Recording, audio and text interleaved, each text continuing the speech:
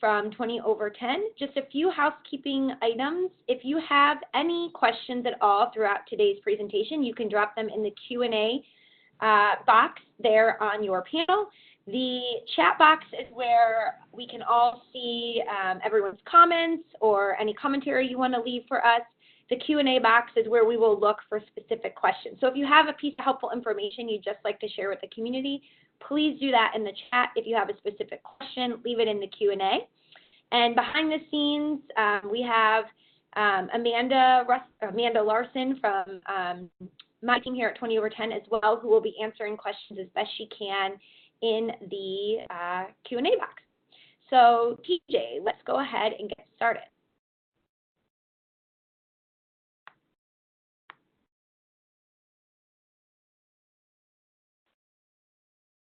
So we will go ahead and introduce ourselves next in the next slide.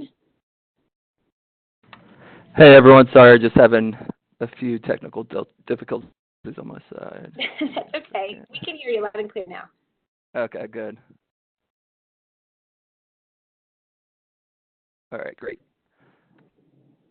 Perfect, thank you. So again, I'm Samantha Russell from 20 over 10. If you're not familiar with 20 over 10, we are a digital marketing platform for advisors. So we specifically work within the advisory space, and using our platform, you can create a website or work with our team to create one for you. And then you use our content management system to manage it, and we provide content for your blogs, unlimited landing pages, all sorts of good stuff to make you look like the expert you are. And I work very, very closely with our whole marketing team here to work with our email marketing as well. So I have lots of great insights to share, and I also work closely with a lot of advisors with their email marketing. And joining me, or I should say joining him, is TJ from eMoney. TJ, tell us about yourself. Yep. Hi, everyone. This is TJ, again, from eMoney Advisor, wealth management software company.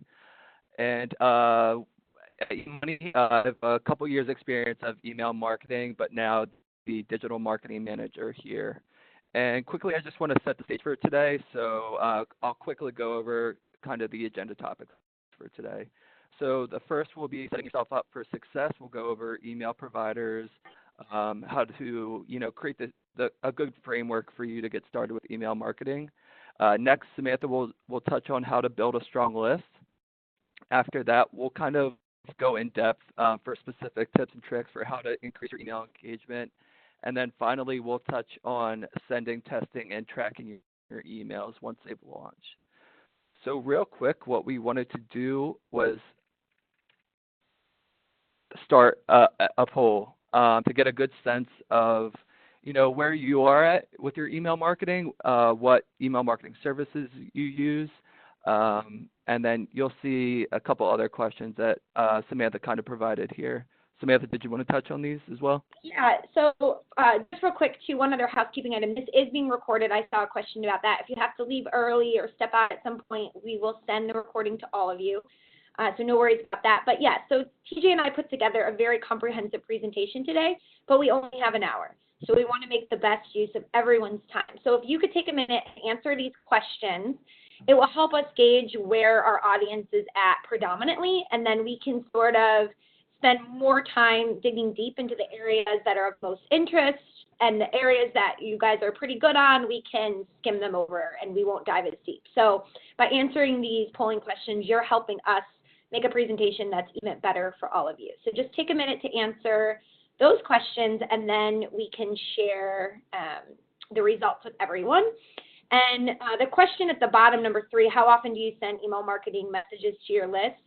With this, what we're really wanting is, are you using email marketing tools like MailChimp, Constant Contact regularly? So I know everybody here sends an email probably every day of the week, even on the weekends. We're not talking about that. We're saying email marketing messages. So where you're using, sending a newsletter or a blog post using one of these tools. So go ahead and answer that if you haven't already, please.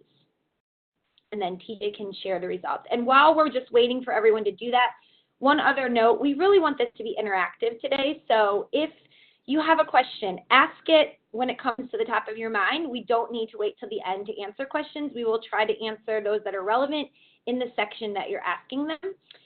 So please, please, please ask away. We want to be helpful to all of you.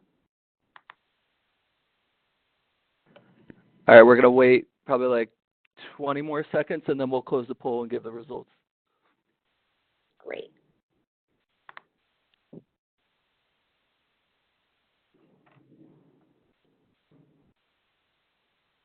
All right, I think we can wrap that up.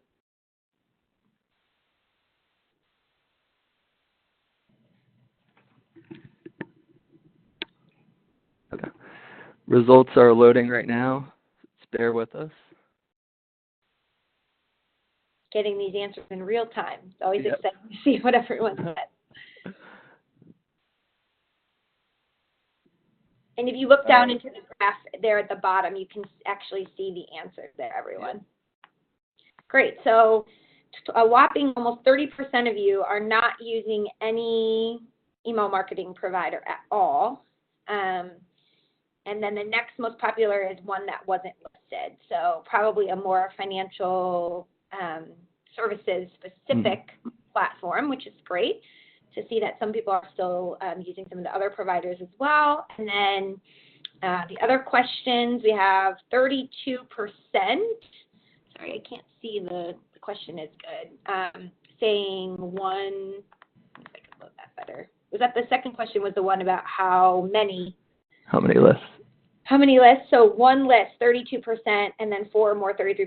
So we're sort of on two opposite ends of the spectrum here with people who are much probably more beginner and could use some help with segmentation, and then on the other end of the spectrum, people who are more advanced. So that's great. We will keep that in mind, that we have a lot of beginners and probably a lot of it more advanced and not as many intermediate on the call with us today. So this is good to know. And then how often you're sending emails. I have a great statistic from a Morningstar survey that I'm going to share with you all about how often people actually want to get emails from all of you that we will share soon. So thank you all for helping answer these questions, and we can dive right in. Awesome. Thanks, Samantha.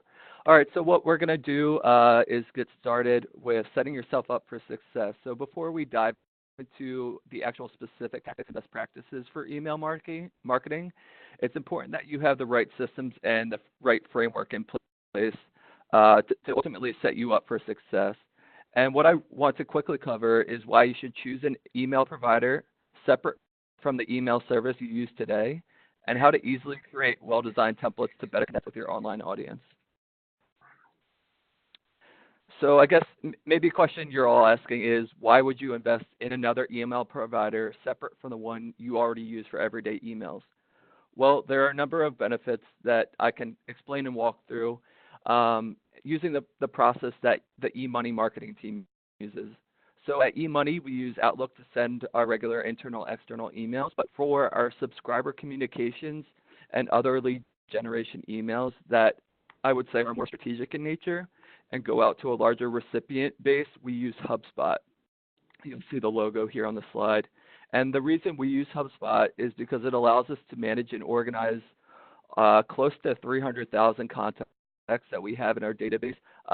Choose from a number of customizable, well-designed email templates for email newsletters, like the one you see here. This isn't one we've gotten through HubSpot, but this is just an example of a well-designed email newsletter. We're also able to schedule emails based on a time zone, automate those emails in a certain cadence using a workflow feature. We're also able to track open and click rates, bounces, and the amount of unsubscribes that we receive from an email. So you'll see that in the screenshot under how to choose one. That's straight from HubSpot. And the emails are also automatically adjusted to be able to be read on any device. So whether your recipients are seeing it on desktop, mobile, or iPad, it's already adjusted so that they can view it properly. And those are just a few of the many benefits for using an email provider like HubSpot.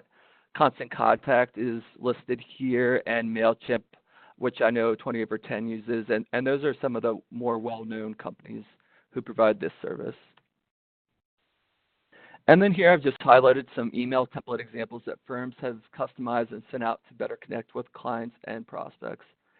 And really, there's no design background needed to create emails like this. And like I mentioned, many email service providers come stocked with templates like these ones that you see here that you can just add your text, you can add your brand colors, or upload images, whether that's stock images like you see in the middle here, or you a custom email that maybe you had taken in the office, or a team bonding event.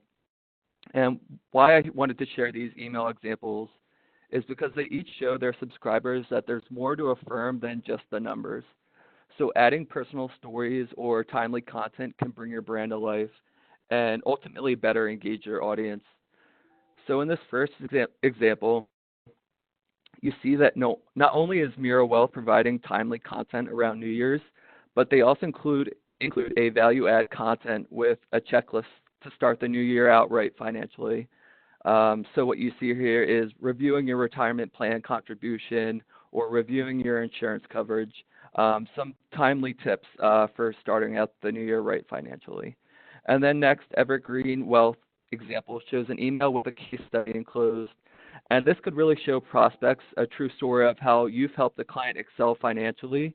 And content like this could potentially sway a prospect to ultimately become a client. So really powerful content there. And then finally, this last example highlights a success story that allows readers to connect with members of the firm on a more personal level, again, adding a personality to their brand. And then another consideration when sending out emails to a larger audience or sending out emails for that matter are how the recipient is receiving that email. So with over 1,000 different email clients, you want to provide the best possible experience to all of them. And email service providers offer a snapshot preview of how your email will look across the most popular email clients. So in the graphic here, you could see the most popular email clients people are viewing their emails from with iPhone and Gmail pretty much leading the pack by a significant distance. So ensuring your emails open properly through those email clients is basically essential to getting your message across from a formatting perspective. You don't want to make all the effort of growing your subscriber list just to have your emails not open properly. And then here, so sender name can also be a huge factor when it comes to engaging your readers. So when you hear your phone ring, what's the most important thing you want to know about that call? Who's it from? Another best practice for sending email that these service providers allows is to customize that sender name.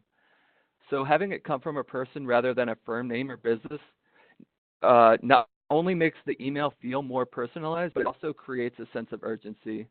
For example, on iPhone's native email client, the sender name is bold-faced, as you see on the right here, on the first line, while the subject line follows on the second line.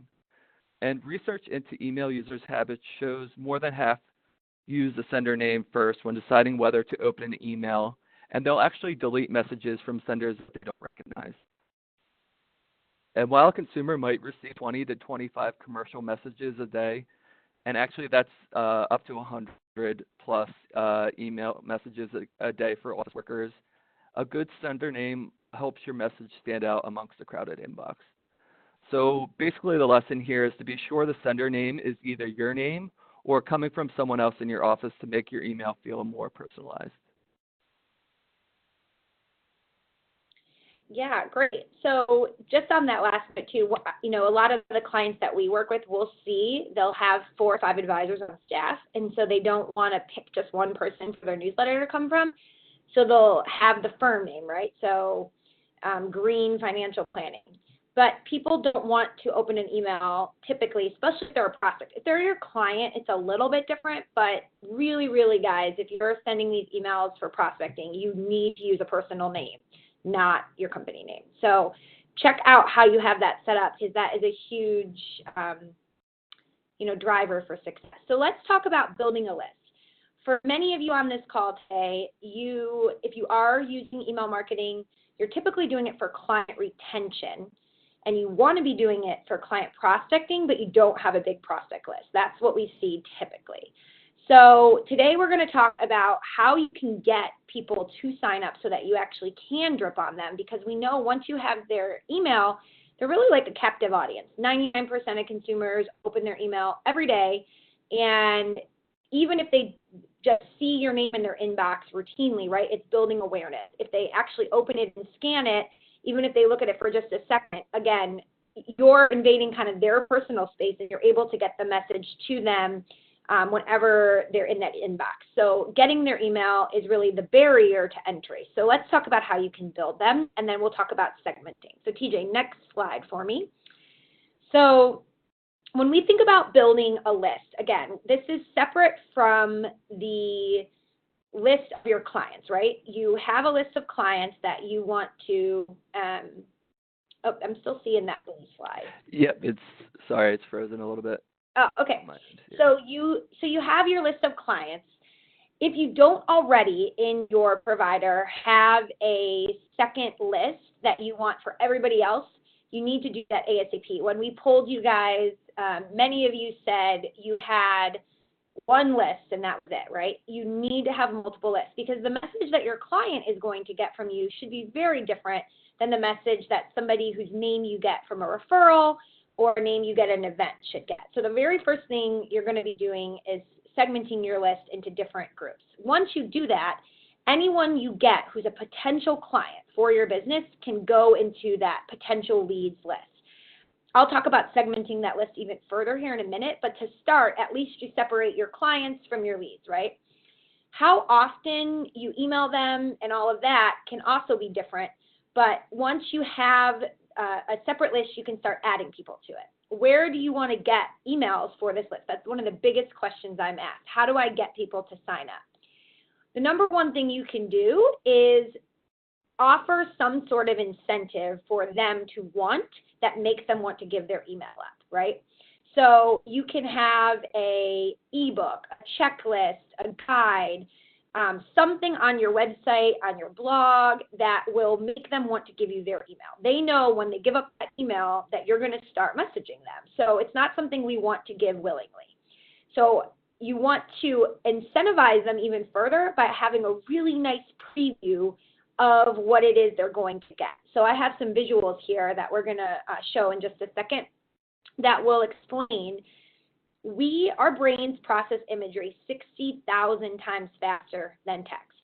So if we can see a visual of what we're going to get in response for giving up our email, we'll be much more likely to do it, right? So that is the first thing. You can offer something like that on your website, and I'm going to show you some examples. Additionally, you're all here today talking with me and TJ, listening us give some information about email marketing, and you all gave us your email to register for this. I see webinars as a very underutilized medium for financial advisors, but yet a lot of you have amazing knowledge base that people want for free, right?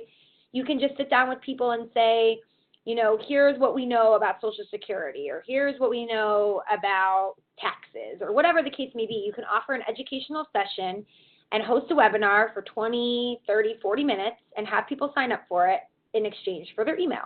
It is a very easy thing to do. You can use something like WebEx, Zoom, a platform like that to set one up.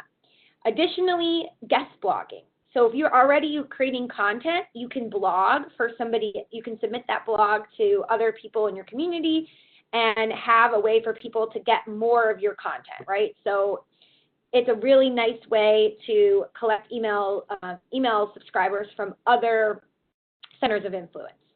When we talk about, if you can go to the next slide, actually, if you go to think about what kind of look we want for these, having an image of a personal person on your company page with your sign up will actually really drive subscription. So here we see a picture of the advisor and that you're going to get his Baker's Dozens Tips for a Better Retirement in addition to signing up for his newsletter. On the next slide, you'll see an example where they say you're missing opportunities to grow wealth, but we can do something about that. Start by getting our weekly newsletter. This is on the bottom of every single blog post. So somebody comes into their blog, they're already reading the information and are interested in what they have to say. And at the bottom of every single blog post, there is this little pop-up there, right? Okay, the next slide. we'll show another example. Here is somebody who specializes in retirement planning. So they have these these 3 checklists, the 5 years to go to retirement, the last 12 months before retirement, and then once you're in retirement. Rather than just saying, get my free retirement checklist, they actually are showing you a visual of what those checklists look like, that they're a one-pager, easy to scan, easy to understand. So somebody is going to be much more likely to click, yes, send me the free checklist, because we want to know what it is that that checklist says. TJ, I think we lost the slides again. Yep, sorry about that. Oh, that's okay. I just wanted to make sure you were aware. Yep. Sorry, everybody, about that. Sorry. But so you can see there with all of those that it's very visually compelling, right?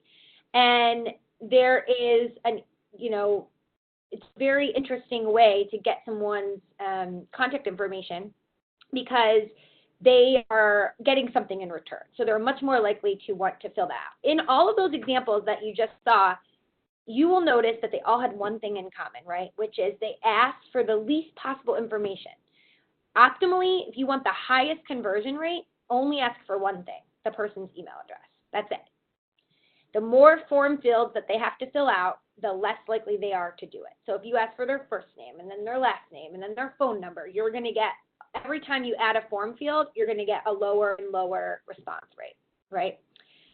So that's all some examples of what you can do on your blog and on your website. Every single blog post that you have should have a widget asking people to sign up. Additionally, here now we have the slide back. This is an example of an advisor, what he does on social media. So every week he does this Wealth Kill Weekly.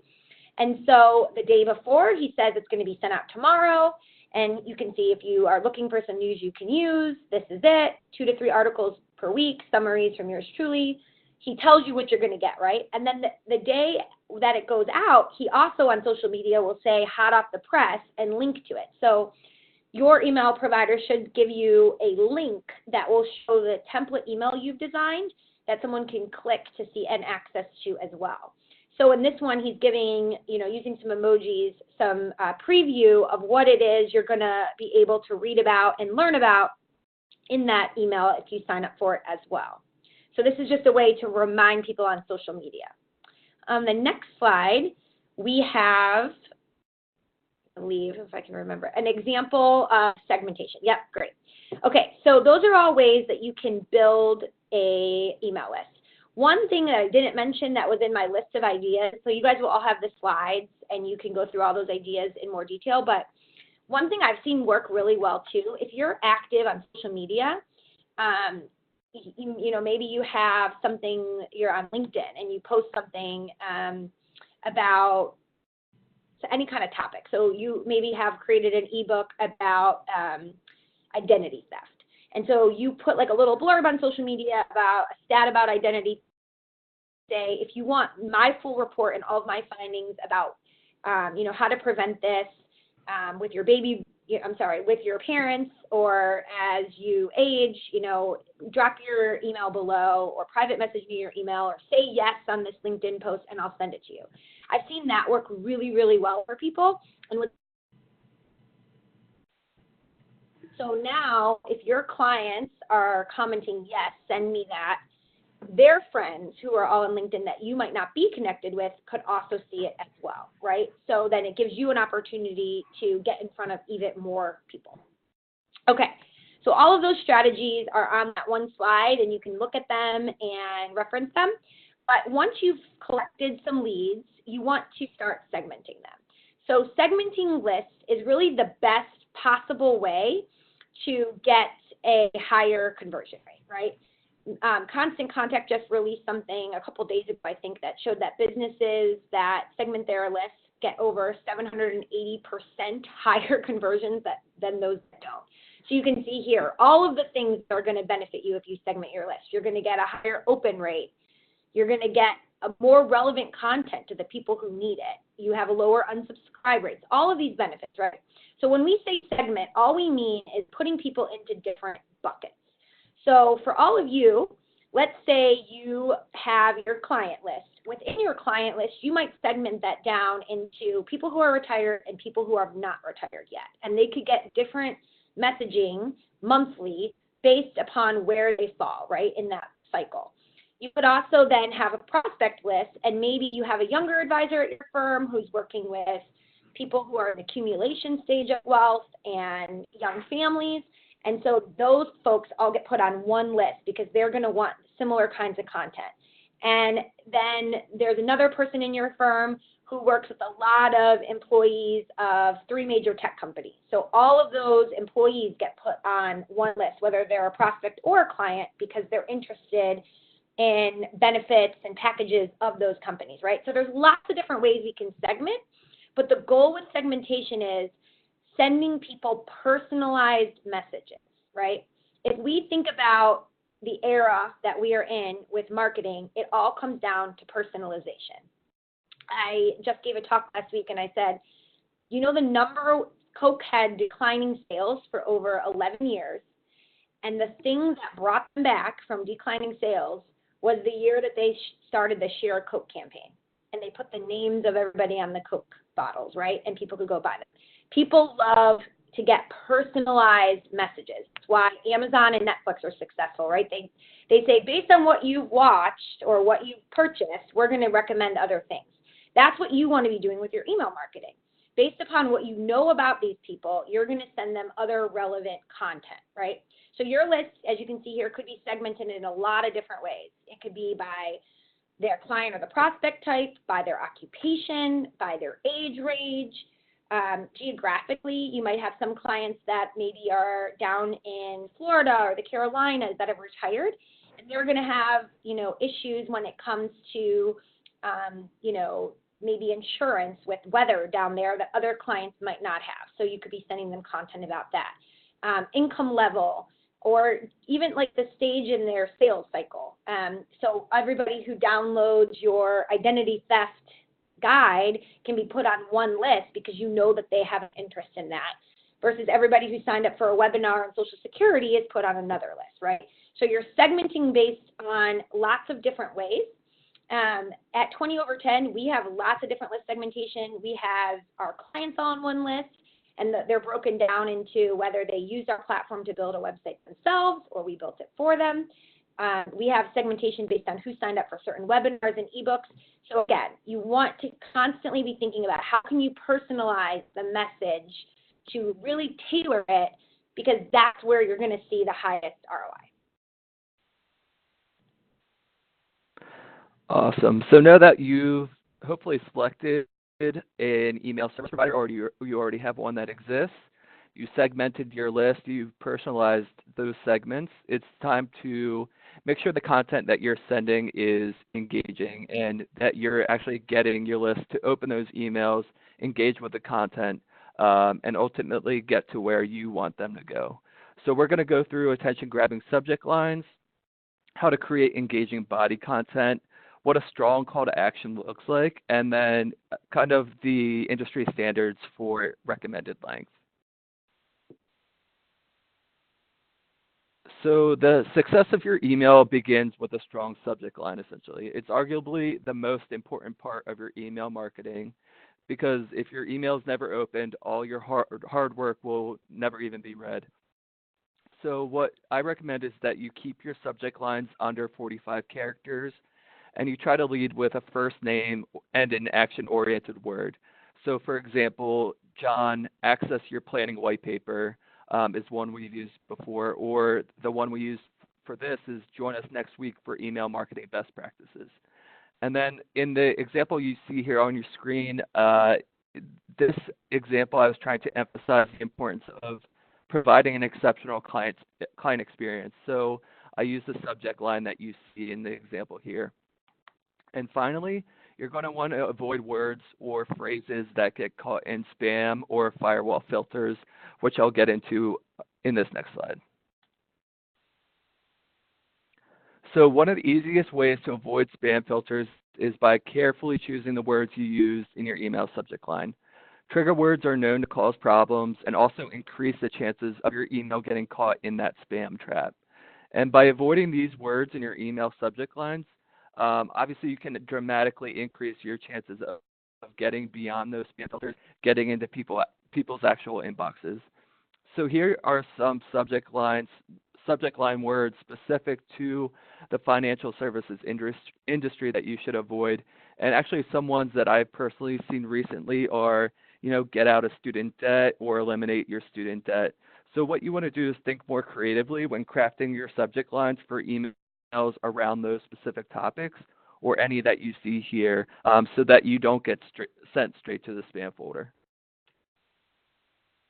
And then next here, one of the newer methods for effective subject lines includes using emojis. So on this slide, you'll see some examples of this in practice from the Brickyard Cafe with the snowflake and the coffee mug emojis, which are helping advertise a free pastry with any purchase. Sounds pretty good, right? So with the exception of Outlook 2003, there's near universal support for emoji display within all email clients. And many email service providers already have an emoji library for you to use. But if yours does not, what you can do is a quick Google search for emojis for email. And what you'll find are some of the more popular ones to use within subject lines. One recommendation I have with the use of emojis is that you use them strategically in your subject lines to increase your open rates. But remember that overusing them can make your email look like spam. So make sure not to go overboard with using emojis. So once you get people to open it, because you have a great subject line, what are they going to see when they open that email? On the right is an example of one of our biweekly blog blasts. And you can see that rather than opening it and getting hit with a wall of text like you would a normal email, it's designed to be a series of different pieces of content that the reader can scan and read the headlines, see what interests them, and then click to learn more about that particular piece of content. So that is really the way that we recommend that you set up your email newsletters, because we know that people do not read digital text and digital media files the same way that they read a book or a printed material piece, right? We don't start at the upper left and read every line back and forth. We scan. So we're going to scroll through here, scan it, and then stop when something catches our eye, and then click the button to read more. Also, by having that read more or watch or learn more button, it's going to drive people back to your blog or your website. So you're going to get those spikes in traffic, and hopefully when they land back on your website, they'll spend a little bit more time engaging with your site overall. Maybe they'll even book a meeting to get on your calendar while they're there.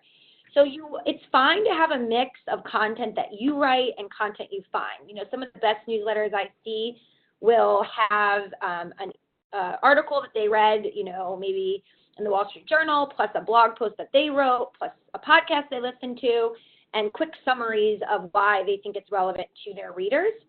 The one thing that I think is really, really interesting when it comes to designing the best body content for your email marketing is that every single advisor I have ever worked with has told me that the part of their email marketing that gets the most response, always across the board, is whenever they share something more personal. So it's the non-financial related content that gets people to actually click reply or say something to them or, make a connection in some way. So what I mean by this is something that is about you, your firm, your team, something in pop culture, something that's not finance related that someone can bond with you over a little bit, right? You have to have the things that are pertinent to your industry in there, of course, and that's what's going to show that you're an expert, but it's the more personalized tidbits that you add in that are going to create that connection. So in the next slide, you can see this is a snippet from an advisor where he talks about his DIY home projects, and that was the top thing that people commented on in the last newsletter that he had sent out. On the next slide, I have some ideas for all of you of how you can do this. So you could have, if you're an avid reader, a book of the month that you include in every email that you send. If there's multiple people in your firm, every month one of them could share what they're reading and why it's interesting to them, and maybe a link to go online and get the book, right? You could have a personal photo and a story, especially if you're a one-woman or one-man shop, a story of your kids or your vacation that you took.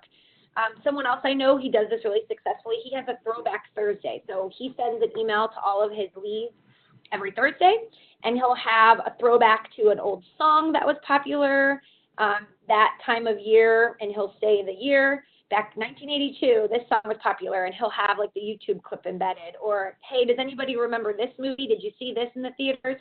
And consistently, that is the part of his email that people will comment and mention. If you and your team do a lot of events or webinars, you could share a video or a photo from the event and talk about who was there, what you did, recap the event, or maybe your staff volunteers at a local nonprofit or charity. You could talk about that. If you are in a community that's a small community, that's another really great thing to do. Highlight a different nonprofit or a great organization or a person in the community in your newsletter, right? If you're in a small town where everyone knows everyone, that's a great way to get people excited, and also you'll get those people sharing this email newsletter, right? If they're featured in it, they will love the shout out. Another great one is if you have a ton of clients that are all avid golfers, or they all follow the same sports team, or maybe you joke because you love a sports team they all hate. You can put a recap of how your favorite sports team is performing in there, right? So make a part of your email personalized to get people excited and engaged and want to open it, right? When we think about the emails that we're excited to read and we're interested to open, they're either teaching us something, making us laugh, or making us feel good in some way. So keep those three things in mind when you're thinking about how you can add content that's going to add value to your clients. And Yep, those are some great options there. And with Memorial Day weekend coming up within a few days, there's some, timely opportunity to, add a bit to an email newsletter about maybe someone's plans in the office, or just wishing them a good long weekend, something timely that you can use there. Next here is what I wanted to touch on is called actions. So what this is a text or graphic strategically placed to entice subscribers to take a proactive step and engage with your business. As far as where it's placed, ideally you want it at the very top or the bottom of your emails. And these also use short action-oriented phrases, like I mentioned with the subject lines. Some examples for a good call to action is sign up now, or book a free portfolio review, download your free report, find out if you're on track. So those are just some quick examples that I've seen. And the recommended style for your call to action should be bold, highlighted, or colorful text. You can see some of the examples we at eMoney use here on the right, like register now, get started today. You'll see the stat on the side that, SAT found that orange CTAs boosted their conversion rates. So, you might want to try orange on your call to actions. And one thing to note is make sure not to use more than 2 call to actions in your emails, or your recipients might have trouble knowing where to click. And finally, try and have a good chunk of white space surrounding your call to action. So essentially what you want it to do is stand out amongst all the other copy in the email. You'll see that register now button kind of stands out amongst the smaller text there in that email example. so this is really great. If you're, depending on what email provider you're using, you may have something similar, but certainly you'll be able to see specifically where people click, no matter which provider you're using. If you're using one of the top ones we mentioned, like HubSpot, MailChimp, or Constant Contact. So within MailChimp, for instance, they have a click map that you can analyze which calls to action perform best. So you can see on the left-hand side of the screen there, the sign up today got 44% of all the clicks, whereas the register now button got 33% of the clicks, right? So the button actually got less than the text above it because you had to scroll down a little bit to get to that button. So it got less clicks than the sign up today did. So this is a great way if you want to kind of analyze where people are clicking, what's getting the most clicks. You can use click maps for this. If your email provider does not provide a click map, sorry, that's a tongue twister, then you can at least look by the URL. So you should be able to see, Russell Financial Planning Home, Russell Financial Planning Blog, which one got the higher percentage of the clicks. So this is a great way to analyze which of your calls to actions are working best, and then also kind of play around with the placement. And we're going to talk more about testing here in just a second, because that is a crucial part of making sure that these emails are working. So before we get into testing, though, one other question I'm asked a lot is, how long should these be? You know, how much time are people going to spend? The short answer is shorter is better. With all things, you know, we are all being inundated with messages all of the time. And just like all of you are not listening to every word TJ and I are saying, well, most of you probably aren't, and you're doing other things at the same time, most people are not reading your email word for word, just like I mentioned before. So the more concise you can make it, the better. So just keep simplifying it, shorter and shorter and shorter until you can't simplify anymore. In the example we have here, you see in black, we have the headline. So like we did this webinar, a month's worth of marketing, how the most successful financial advisors spend their time. I bet you if I deleted the gray text below it, want to improve your marketing strategy, but don't know if you have the time or money to do so, think again, I could probably delete that and still get the same percentage of clicks. So that's something we could test, right? The shorter, the better. And then, of course, as I mentioned before, no matter what the total length is, just divide it into sections so that people can easily scan it. Great. Like Samantha mentioned, you know, once you send out those emails, you want to see, you know, how did your emails perform? You want to test different subject lines, different copy lengths, and then when you should be sending those emails. So quickly, I want to touch on open rates and click rates. So open rates and click rates provide insight into how your email campaigns are performing with that specific audience that you sent those emails to. Right here, you'll see the definitions for each. So what can you take away from your open and click rates? If your open rate is strong, it typically means that your subject line resonated well with your audience. So they opened the email once they saw that your subject line. And if your click rates are high, comparably, then your email content is valuable and engaging to your subscribers who open the email. So now they're not only opening your email, but they're clicking on the content or link that you provided in that email. So what you want to do is review your email performance regularly to see whether you need to test other subject lines. You might need to create more engaging email content. Another option would be to segment your audiences better or send your emails at a better time. But if you're already seeing positive results, you should think about reusing that email strategy for future campaigns or repurposing that content for another audience. And to the right here, you just see a quick comparison of open rates and click-through rates by industry, specific to the financial services industry. So finance and business, or the finance is at 40% average open rate, with only a 2.6% average open rate. These stats are from HubSpot and MailChimp, respectively. And not that you need to meet those, but they should give you somewhat reasonable benchmark for comparing your emails to others in your industry. And this slide just reemphasizes the takeaways from your email performance and how it relates to driving your audience to where you want them to go, which is most likely what you're trying to do is convert them on a landing page. So if your click-through rate is high and your conversion rate is low, then you're doing great at creating engaging email content and driving them to your preferred destination. But what you may need to rethink is the layout or the content of the landing page you're driving your email recipients to, since that conversion is low.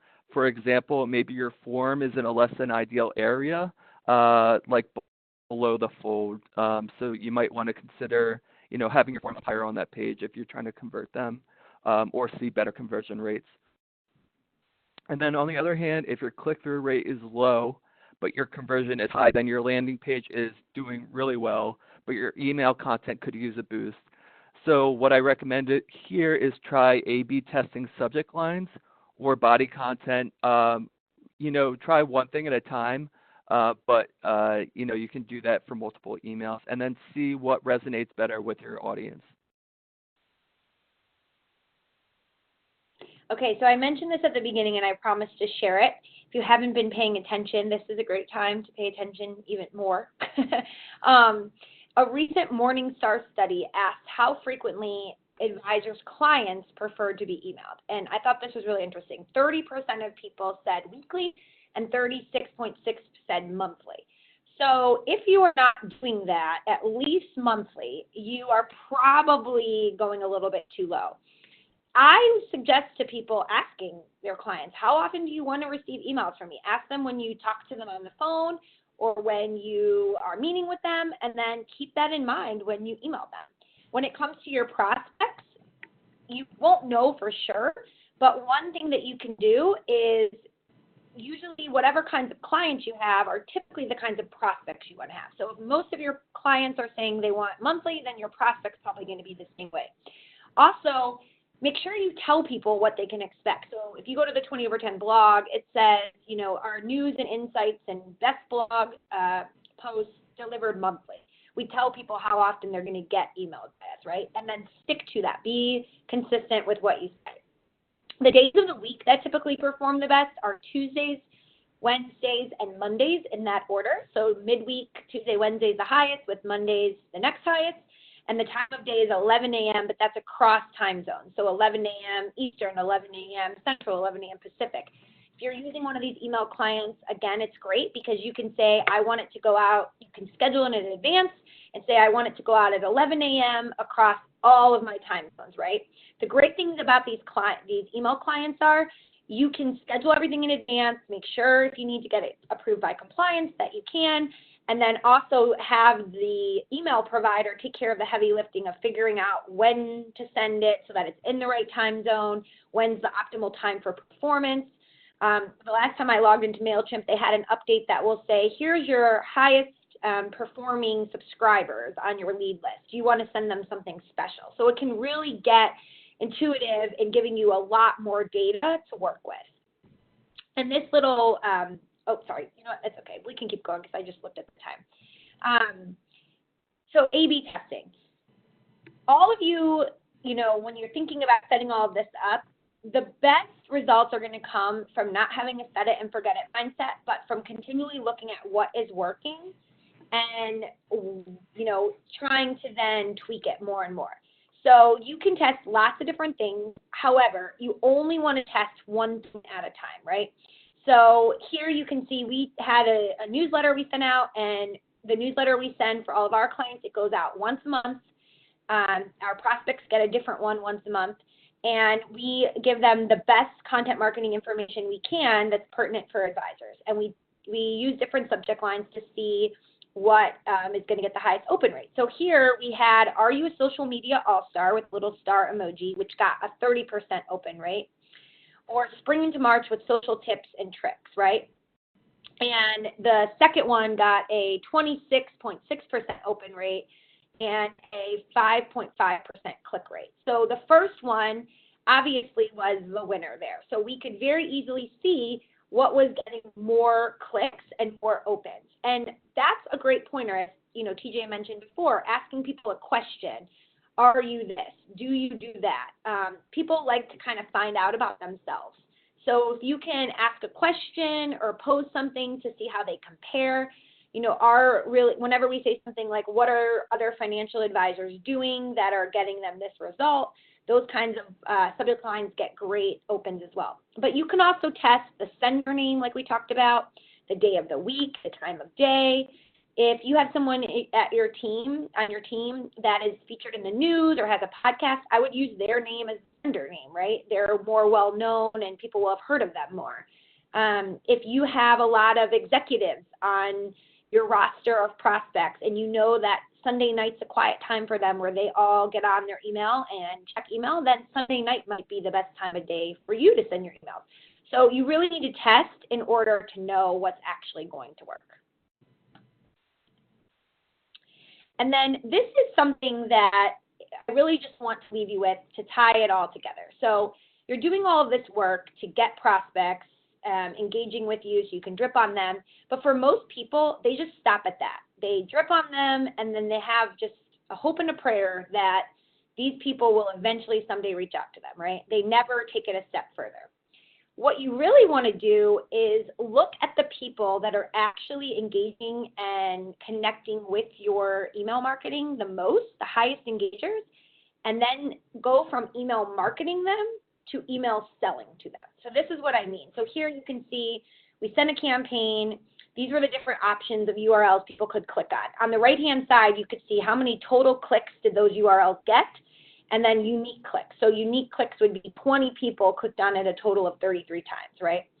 If you click over to unique clicks on that map, you can get a list of everybody who clicked on that link. And then let's say one of the people in that list was Samantha Russell at 20over10.com. I could click that email address and it will tell me every single email Samantha has opened over her time on my list and what she clicked, how often she opened it, how often she clicked. So I can start to get a very, very robust profile of how engaged this person is.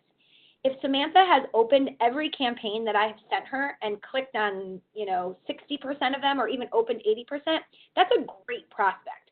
So rather than just waiting for them to reach out to you, if this person has been engaging with your content regularly over 6 months, that's when I would go into Outlook or Gmail or your regular email client and send them a one-off email. Hey, I noticed that you have been really loving all of the content that I share around Social Security, and that, you're based in Phoenix, Arizona, because you can usually see where someone is located as well, or maybe you looked them up and saw that. So I just wanted to reach out and say, if you have any specific questions, I work with women just like you all throughout Phoenix to help them get ready, to make sure they have enough when they're retiring and see how much they can anticipate they're going to have through Social Security. I'd love to have that conversation with you. Here's my calendar link, right? So you're going from email marketing to email selling. This is the piece of the puzzle that we see most people miss.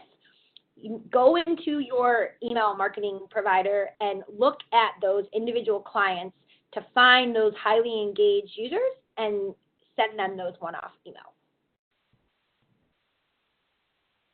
Okay, so I saw some questions come through about Market Assist. For everybody on the call today who is our current user of 20 over 10, you know that historically we have provided websites and blogging content and landing pages.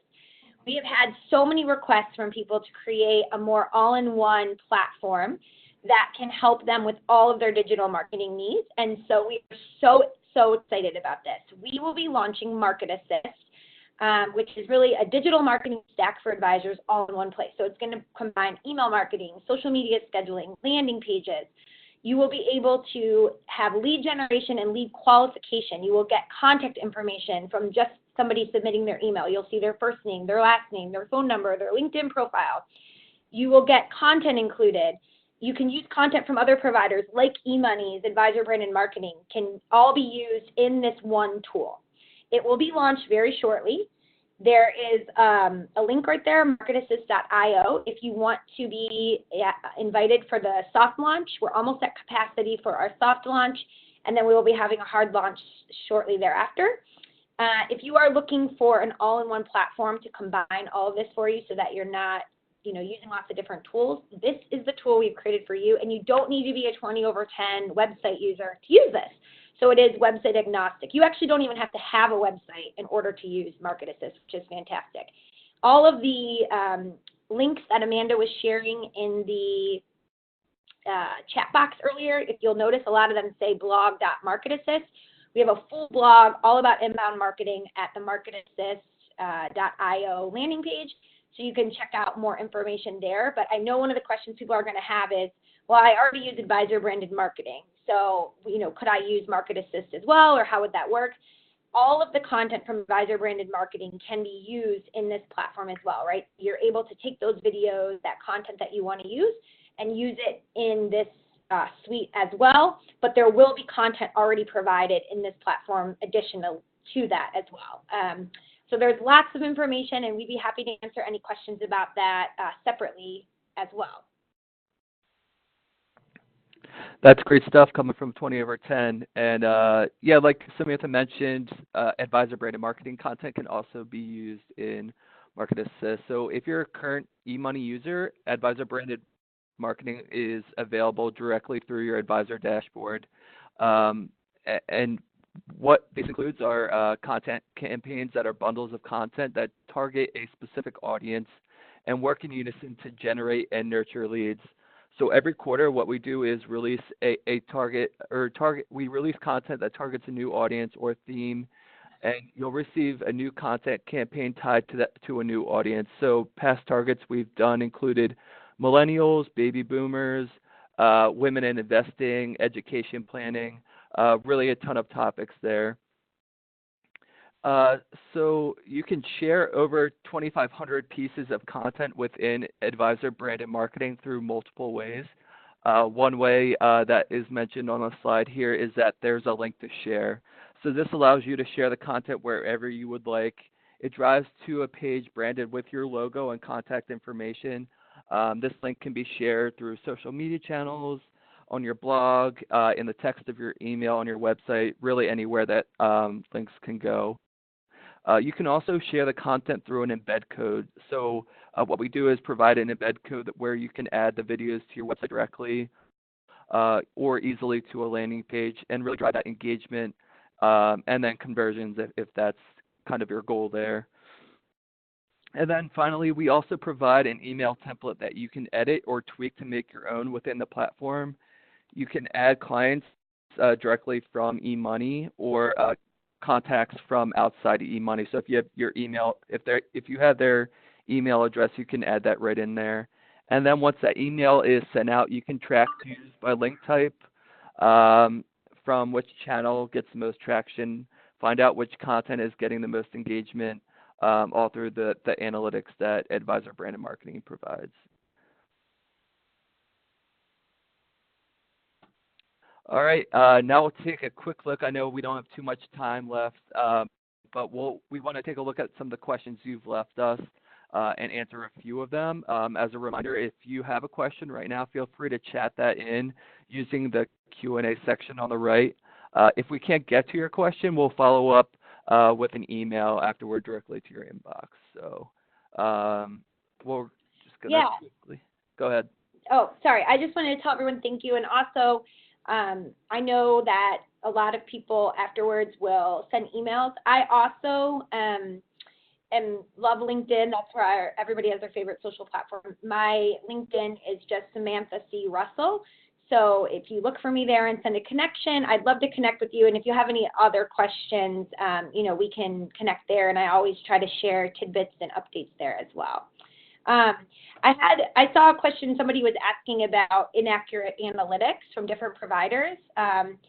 Specifically, they mentioned HubSpot. So TJ, I don't know if, since you guys use HubSpot, I haven't heard of that being inaccurate, but maybe you have better intel.